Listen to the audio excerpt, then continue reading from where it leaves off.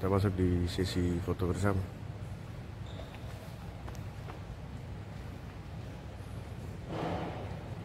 Komando. 1,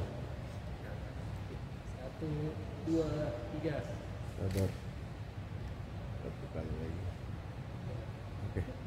1, 2, 3. Salam tangguh, izin bapak-bapak.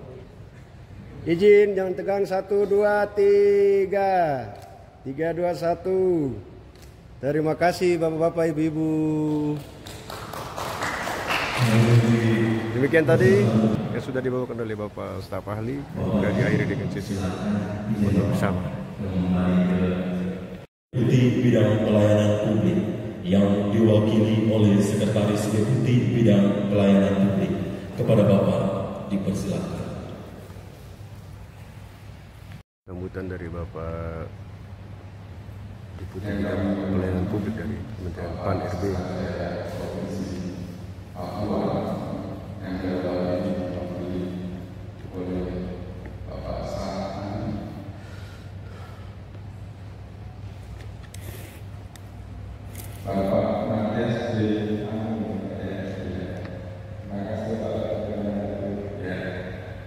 Yang kami hormati Kepala Bapeda, Kepala Bapeda atau Bidang atau unit kerja di tingkat provinsi yang menangani operasi. Di sini sudah hadir perwakilan dari Provinsi Papua, Papua Selatan, Papua Pegunungan, dan Papua Tengah. Demikian juga yang kami hormati Kepala Bidang Organisasi, Kepala Dinas Kominfo Provinsi, yang kami hormati Kepala Bapeda, kemudian Bidang dari Kabupaten dan Kota yang ada di sini. Demikian juga yang mewakili dari Biro atau Badan Organisasi dan Dinas Kominfo. Di sini juga sudah hadir dari Kabupaten Pegunungan Bintang. Mana perwakilannya? Pegunungan Bintang. Ya, selamat datang. Terima kasih Pak Ibu. Kemudian dari Kabupaten Yahukimo. Ya, terima kasih sudah hadir. Kemudian dari Kabupaten Mambilan Tengah.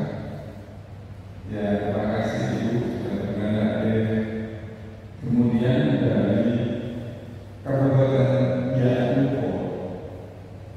Ya, terima kasih Bapak. Kemudian dari Kota Jayapura. Ya, terima kasih Pak Ibu. Kemudian dari Kabupaten Duyai. Ya, terima kasih Bapak. Kemudian dari Kabupaten Duyai. Ya, terima kasih Bapak. Kemudian dari Kabupaten Kepake. Ya, terima kasih Bapak. Kemudian dari Kabupaten Mambilan Raya. Ya, serta Kabupaten Kiro. Ya, terima kasih Ibu. Hadirin sekalian, ini yang belum saya ceritakan satu persatu yang saya tanyakan. Assalamualaikum warahmatullahi wabarakatuh. Salam sejahtera bagi kita semua. Om Swastiastu, Namo Buddhaya, Salam Kebajikan. Puji syukur kepada Tuhan Yang Maha Esa, dan pagi hari ini kita bisa bertemu bersama untuk menyelenggarakan kegiatan pendampingan kebijakan dan publik untuk setanah Papua. Ada beberapa kegiatan yang akan kita laksanakan. Yang pertama saya akan menyampaikan beberapa materi berkaitan dengan substansi kegiatan kita pada pagi hari ini. Dan yang kedua, kita akan melanjutkan dengan kegiatan bimbingan teknis langsung. Kita akan menggunakan proses ini sehingga diharapkan Bapak Ibu sekalian, setidaknya kita bisa menyelesaikan nilai hasil evaluasi kinerja penyelenggaraan acara negara seperti itu. Sehingga nanti indeks publik dari provinsi maupun kabupaten kota, Bapak Ibu sekalian itu bisa disaksikan. Nah, baik.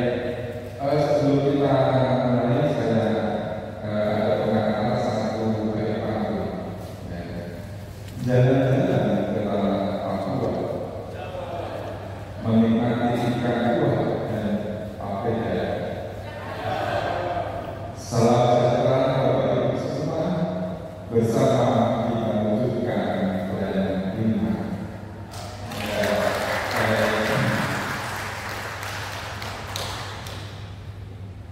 Bapak Ibu hadirin sekalian, saya hormati, saya kasihi. Next slide. Presiden, Wakil Presiden, Bapak Gibran telah menetapkan 8 arah terkait dengan transformasi tata kelola. Kalau kita melihat dari struktur RPJMD kita, yang paling bawah adalah transformasi tata kelola, di atasnya ada transformasi ekonomi, di atasnya ada transformasi sosial. Di transformasi tata kelola yang akan kita bahas pada hari ini, salah satunya yang berkenan dari Bapak Presiden adalah berkaitan dengan reformasi pelayanan publik dan pelayanan berbasis teknologi.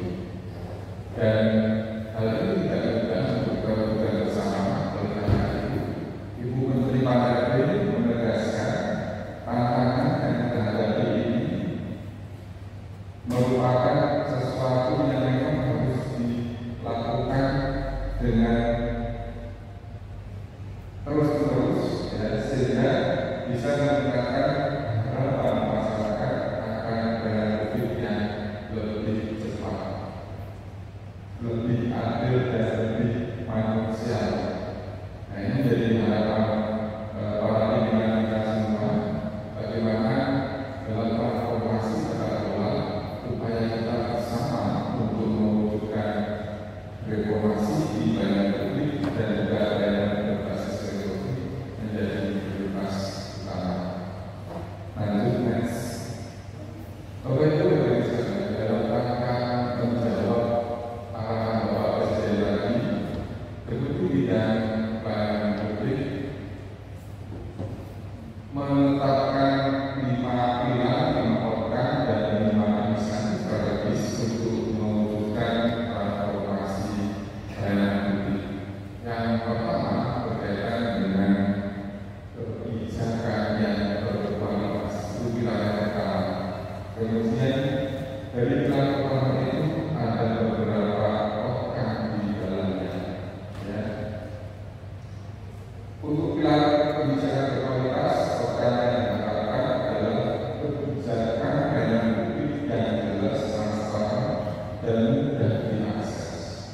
Dengan demikian, ada 3 inisiatif yang termasuk di dalamnya, yaitu bagaimana kita mendorong setiap organisasi penyelenggara publik itu memiliki standar pelayanan, maklumat pelayanan, dan itu dituangkan di dalam SPPN atau keahlian. Ya, nah, fokus intervensi ini adalah di sektor atau di sisi inputnya. Ya, jadi diharapkan data berkaitan dengan jenis pelayanan dan standar pelayanan inilah yang akan menjadi fondasi kita bersama dalam membangun sistem informasi pelayanan publik ke depan. Pilar yang kedua yaitu pelayanan partisipatif dengan program yaitu pengguna layanan berbasis 4 balik menjadi dasar perbaikan layanan sehingga tercipta perbaikan berkelanjutan. Ya, kita saat ini sedang mengarah kepada layanan yang berbasis pada human center public services, ya, di mana orang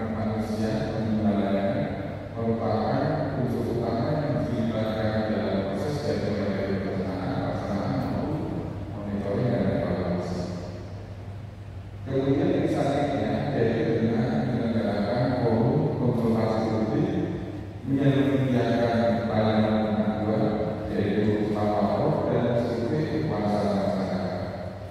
Kemudian pelayanan ketiga adalah pelayanan aksesibel dan inklusif dengan kontennya yaitu pelayanan publik yang lebih mudah dijangkau dan inklusif bagi semua pengguna. Apa saja yang kita lakukan bersama saat ini yaitu membangun atau menyelenggarakan pelayanan publik baik yang bersifat fisik maupun digital. Kemudian layanan common channel yaitu layanan yang bersifat tatap muka dan services. Kemudian layanan yang bersifat digital atau e-services, dan kemudian layanan yang bersifat unbundling atau self-services, dan layanan yang bersifat pendukung atau mobile services. Nah, kemudian juga berkaitan dengan mengutamakan layanan ramah terhadap kelompok rentan. Kemudian di pilihan keempat yaitu layanan inovatif, yaitu dengan kontrak ekosistem inovasi dan publik dan berkelanjutan. Ada 4 inisiatif di situ. Yang pertama mengadakan kompetisi inovasi dalam negeri, kemudian melakukan verifikasi inovasi dan seminar inovasi, serta membangun jaringan inovasi layanan publik. Kemudian pelayanan kelima yaitu pelayanan mutu tinggi, yaitu dengan melakukan evaluasi secara berkelanjutan, konsisten, dan juga mengurai hambatan. Kita ada kegiatan fasilitasi mengurai hambatan, ada kegiatan dengan teknologi layanan yang biasanya merupakan lintas sektor. Diharapkan kita akan bisa melaksanakan evaluasi kinerja pelayanan publik dan melakukan fasilitasi terhadap permasalahan publik. Berikutnya, Bapak Ibu hadirin sekalian yang saya hormati, pertama-tama yang kita akan bahas adalah terkait dengan standar, karena standar ini menjadi roh dari kegiatan servis delivery kita. Terutama oleh negara-negara OECD di Eropa menyatakan bahwa nomor satu yang paling utama dari unsur tata kelola yang harus dibenahi adalah servis delivery. Bagaimana kita memberikan pelayanan langsung kepada masyarakat. Lalu yang kedua adalah layanan digital. Yang ini adalah berbeda. Jadi yang paling utama adalah bagaimana menghadirkan layanan yang betul-betul bisa diakses oleh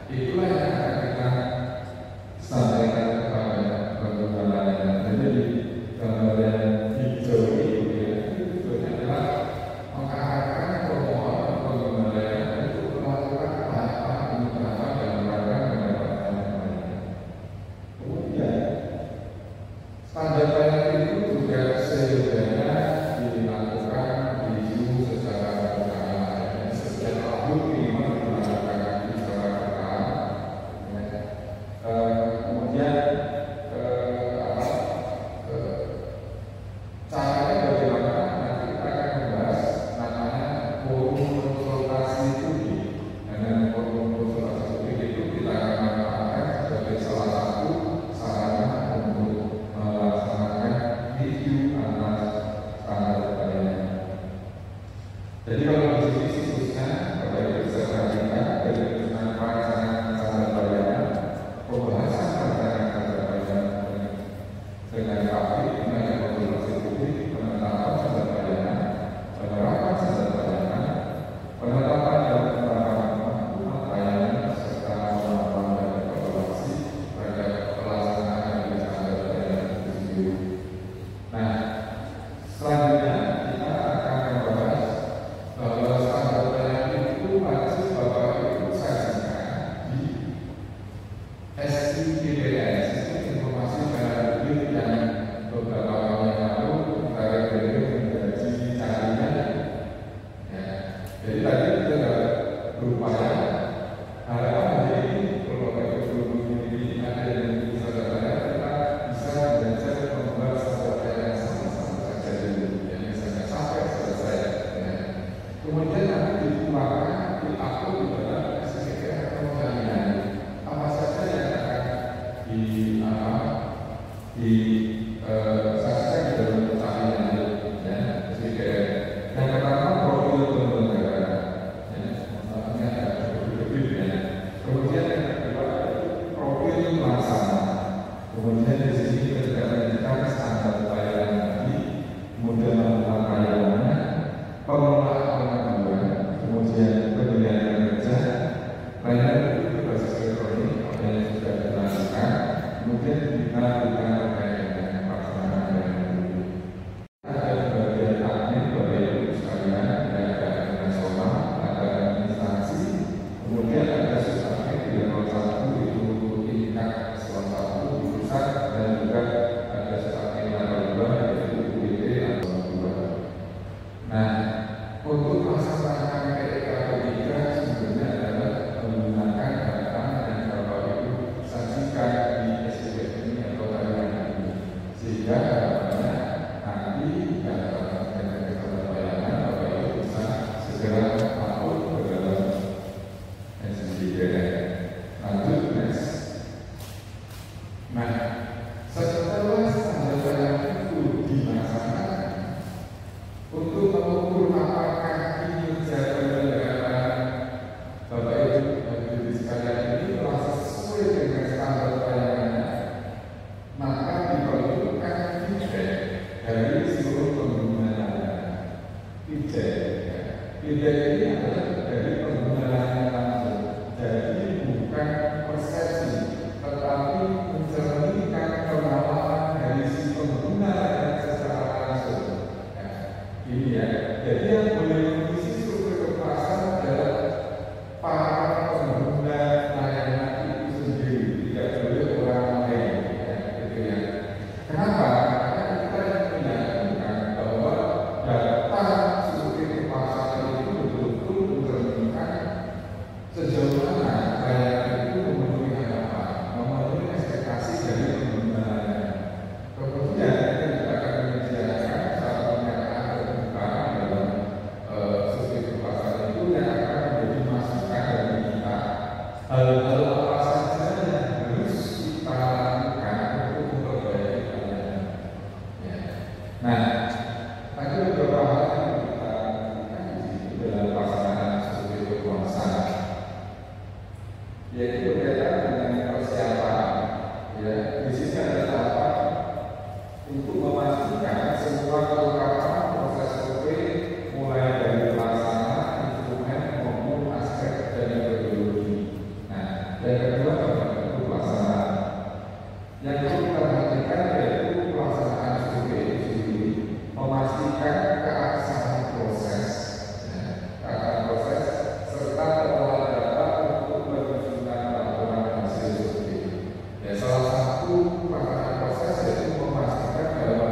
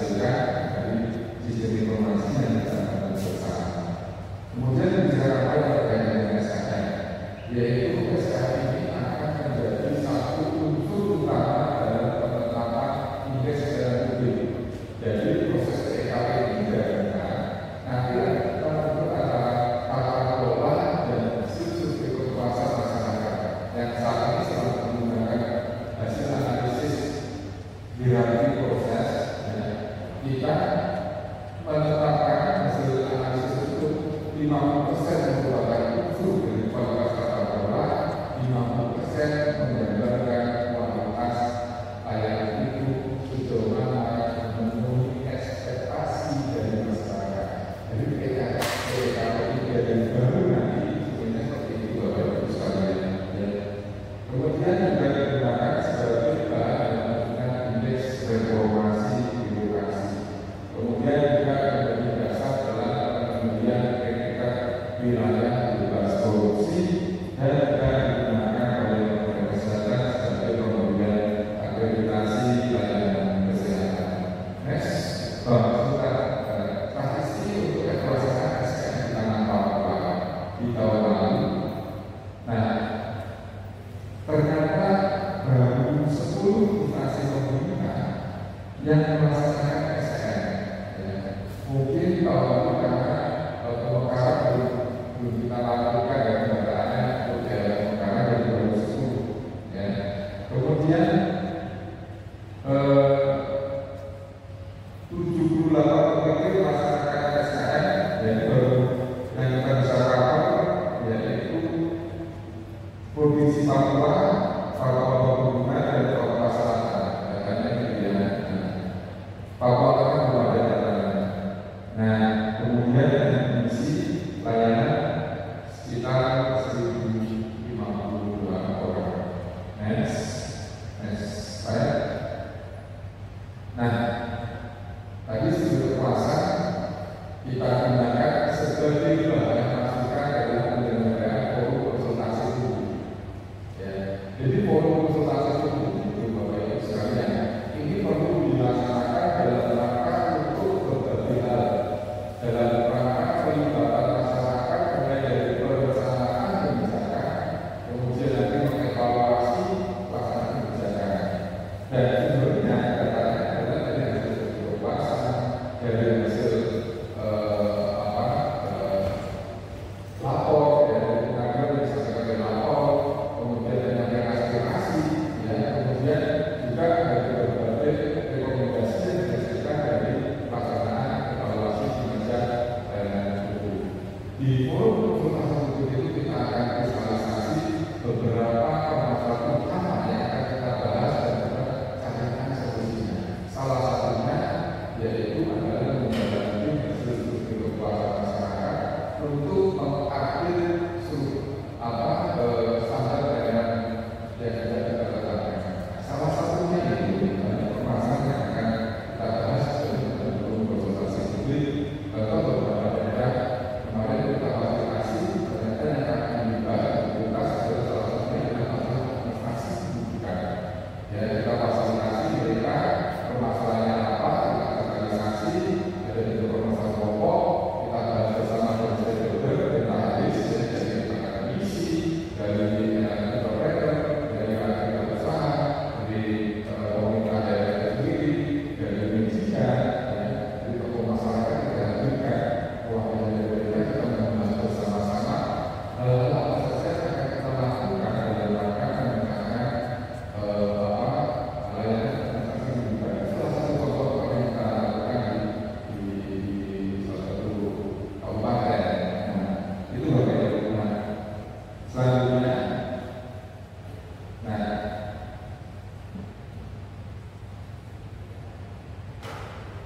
berkaitan dengan pengelolaan. Konsep utamanya adalah membangun bersih. Bersihnya itu tidak ada kesalahan Bapak itu dalam menyampaikan aspirasi dan kemampuan. Siapapun yang akan melakukan penyampaian aspirasi dan kemampuan itu, baik ASN maupun masyarakat pengguna layanan, silakan memanfaatkan ini. Saya sebagai ASN juga sebagai masyarakat juga melakukan sehingga ada jalan yang rusak. Dengan rusak parah, kemudian membahayakan pengendara, kita sampaikan ke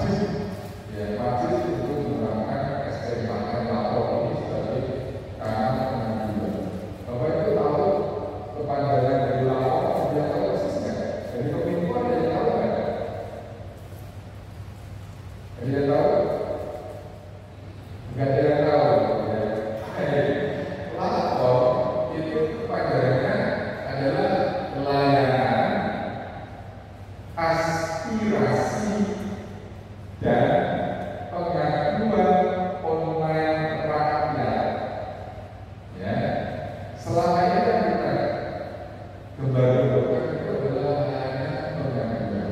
Padahal yang paling pertama tadi adalah aspirasi masyarakat Indonesia lebih nyaman untuk menyampaikan aspirasi sebetulnya.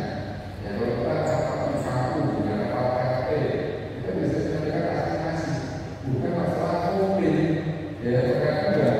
Nah, namun demikian banyak masyarakat yang belum tahu, ya belum tahu ada pengaduan nasional yaitu lapor. Nah, ini juga Bapak Ibu sekalian membantu kita dan kita bersama-sama untuk mensosialisasikan kepada masyarakat untuk bisa memanfaatkan lapor ini sebagai sarana untuk menjaga aspirasi masyarakat dan juga sekaligus untuk menjaga beberapa pengaduan terkait dengan masalah yang publik.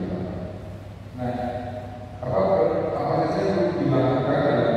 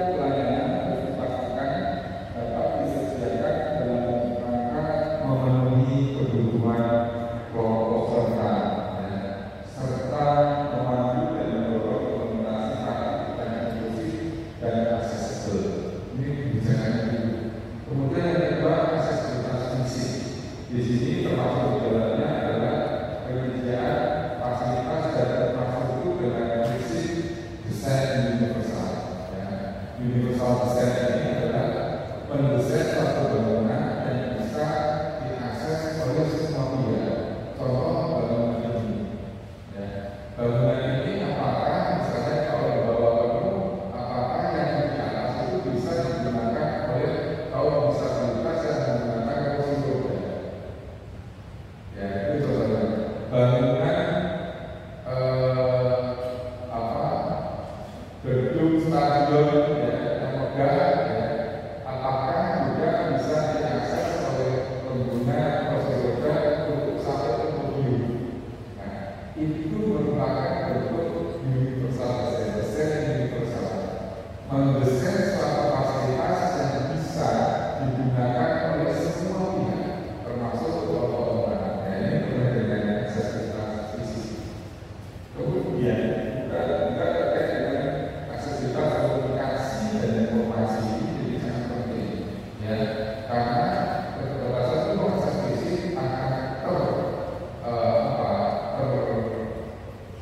terfasilitasi dalam bentuk lain, yaitu melalui sistem informasi.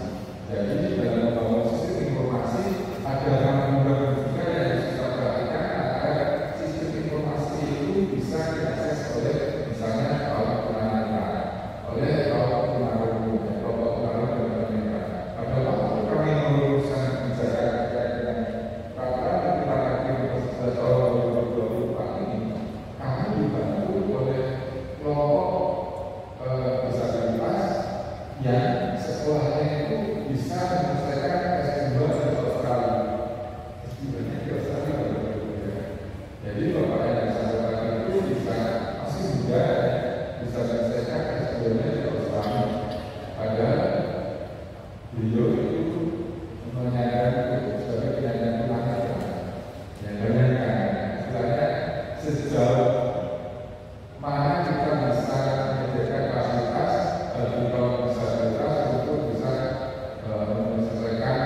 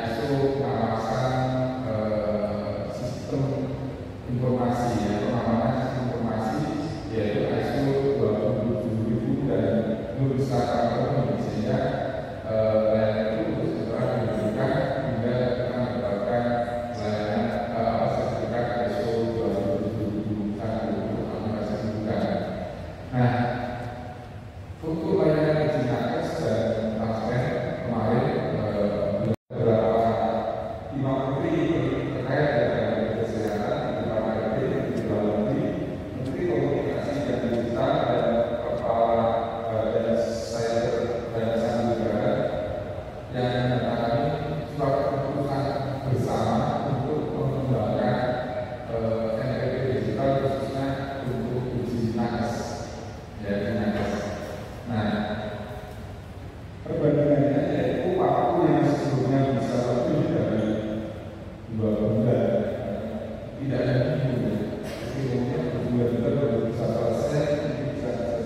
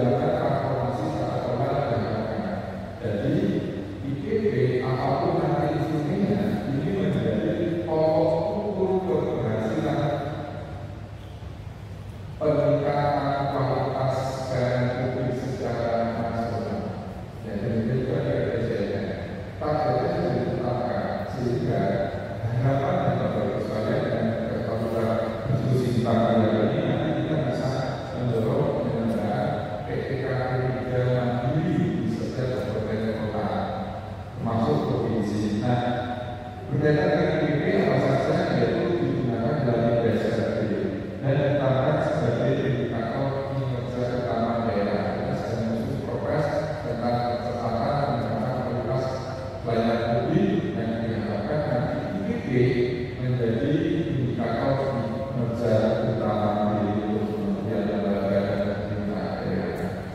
Kemudian next. Nah, ini kita bisa lihat trennya semakin membaik dari indeks pelayanan publik secara nasional, dan ini juga menjadi amanah dari Undang-Undang Pelayanan Publik yaitu untuk menyelenggarakan penilaian atas kualitas penyelenggaraan publik. Namun demikian ada beberapa hal yang perlu dicermati, ya, bahwa IPP Provinsi Maluku dan Papua yang di pojok penekanan atasnya itu sekolahnya masih perlu mendapat perhatian kita bersama. Rata-ratanya masih 2,5. Ya. Kalau dibandingkan dengan di Jawa, rata-rata sudah 4,30 dan sudah sangat baik. Sementara kita masih C, ya, masih C. Nah, tentu itu Bapak Ibu. Next, di dalam pelaksanaan PKP 2025 ada beberapa hal yang perlu dilakukan. Yang pertama, Bapak Ibu diminta untuk melaksanakan PKP 3 ya, ini mengacu pada surat edaran Bupati 5 tahun 2023. Nah, PKP 3 ini diharapkan dapat mendukung kinerja dari seluruh OP pada instansi pemerintah. Nah, PKP 3 ini wajib dilaksanakan sekurang-kurangnya pada 25% organisasi penyelenggara di masing-masing kabupaten kota. Ya. Kemudian menyampaikan hasil PKP 3 itu kepada mitra sesuai dengan jadwal. Nah, ada beberapa hal yang memang harus diperhatikan terkait dengan fokus, yaitu fokus di pemerintah provinsi, yaitu RSUD dan dinas sosial. Dan fokus di pemerintah kabupaten kota rencananya dilaksanakan di dinas pendidikan dan lembaga sipil serta dinas pendidikan. Adapun ada instrumen yang akan kita gunakan masih menggunakan instrumen yang lama, dan untuk PKP 3 ini yaitu berkaitan dengan aspek kebijakan pelayanan, dan ini ada ininya, saya sebutnya. Kemudian ada dan inovasi. Nah, saat ini kita juga sudah melakukan uji coba pada 128 daerah dengan aspek yang berbeda, berkaitan dengan accommodation atau accommodation challenge, kemudian accessibility dan inclusive, kemudian public engagement, dan juga terkait dengan sudut kepuasan masyarakat atau citizen experience. Nah, ini jadi upaya kita bersama untuk melakukan uji coba di tahun ini sehingga menjadi presiden untuk target kerja IPP tahun depan.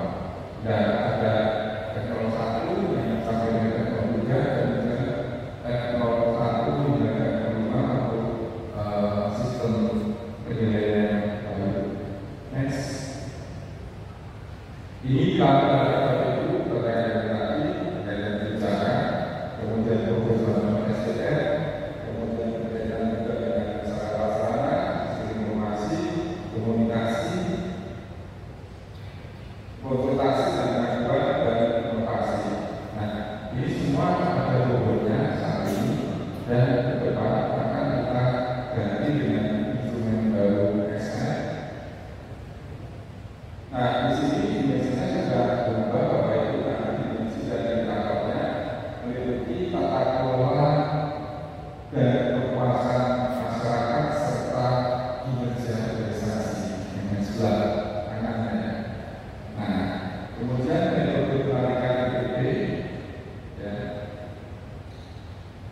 kemudian dia sedang disusun secara berjenjang dari IPP tingkat UB Universitas Negara sebagai jaminan kualitas dan acuan pembayaran di tingkat negara, kemudian ditarik ke tingkat IB ya sebagai jaminan dari kinerja organisasi secara menyeluruh, dan kemudian ada IPP nasional. Next.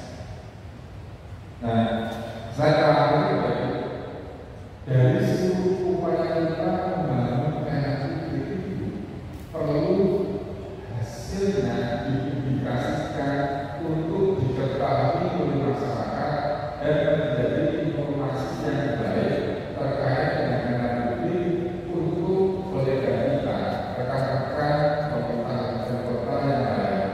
Nah, cara kita menginformasikan itu kita bisa manfaatkan yang namanya kanal Instagram cerita nyali, cerita nyali.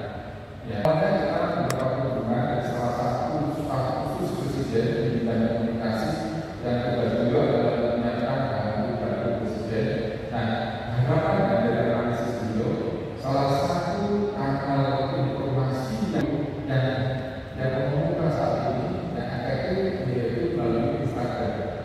Dan kemudian kita menyiapkan satu kanal yang namanya @cerita.nyali. Ya, intinya adalah itu kita memasukkan video atau reel ya dari pelayanan publik yang sangat baik, ya takutnya yang sangat baik di berbagai pemerintah, kabupaten, kota, provinsi dan kemudian lembaga. Harapannya nanti di depan Bapak bisa kita berkolaborasi. Silakan Bapak Ibu memvideokan ya, durasinya tidak selalu lama. Sekitar 1,5 menit ya, sekitar itu video-video yang berkaitan dengan pelayanan publik ya, yang bisa begitu akses ya sampai ke daerah Papua di pelosok ya. Ini akan menggambarkan komitmen kita dalam menyediakan pelayanan publik yang bisa diakses oleh masyarakat dengan mekanisme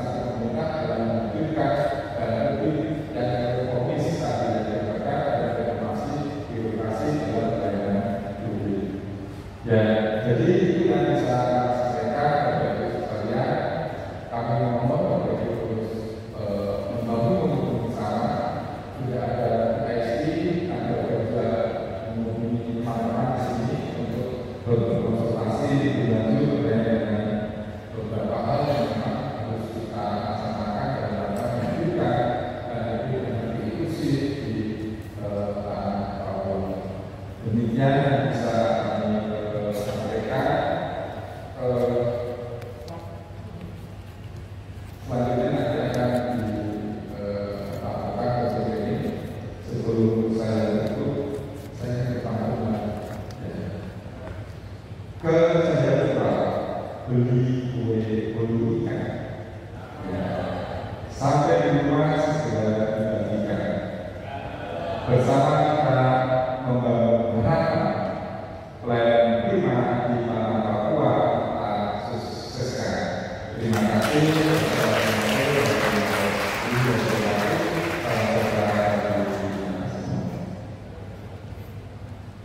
Demikian tadi sambutan dari Bapak Deputi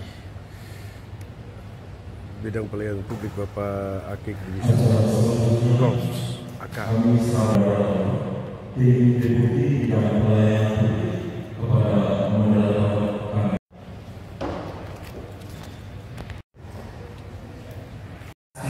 Ada yang sudah hadir dari meja 1, silakan dapat langsung merapat saja. Ibu mohon izin untuk meja 1. Silakan. Untuk yang sisanya nanti dapat menghadiri apabila di meja sedang ada personel yang berkonsultasi. Untuk berikutnya di meja kedua nanti ada dari Bapak Rosikin yang memakai baju berwarna merah dan juga saya sendiri. Ini ada dari Kabupaten Riau.